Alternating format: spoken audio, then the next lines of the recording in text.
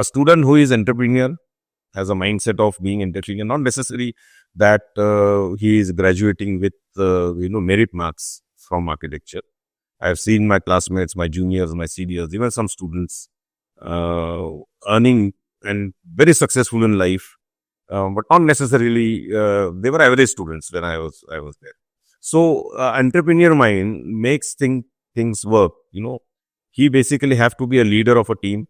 He has to have a vision, a foresight, and during this entire journey, he defines as to what he has to. He is the king of his life. He's in charge of his life. So that is the biggest thing which makes. And looking at the kind of the society is heading in this direction, you'll find that peace of mind is going to be the biggest asset which a person is going to have. As against, even for that matter, doctors or IT professions, architect has huge amount of peace of mind. And that is what you aspire for, I think. Yeah.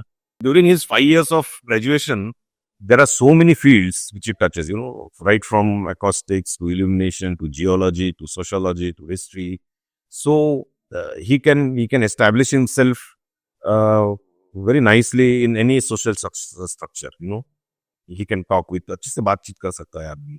दूसरा, socially, an architect has his own image, as against an IT profession. आजकल उसको IT profession को कोई image नहीं रही है.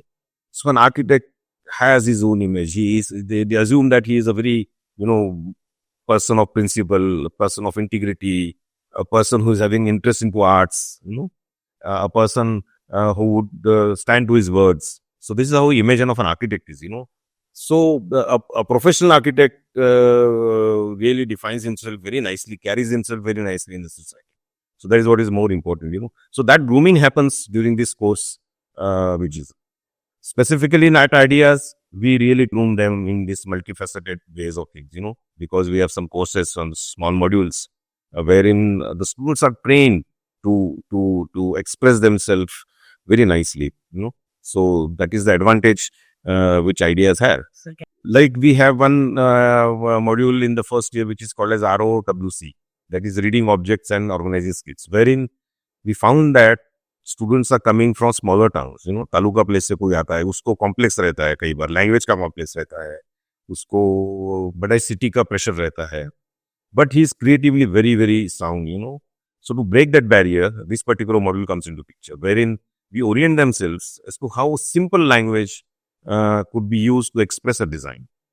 So language is not a bar at that time. So that grooming happens at the very point. Secondly, when he graduates into third semester, obviously he works with his seniors, juniors. So the learning between the peers happens very nicely.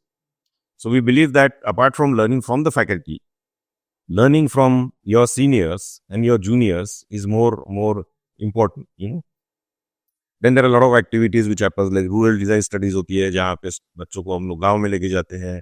And such kind of activities really, make them sensitive towards smaller aspect of society, which gives them a lot of happiness.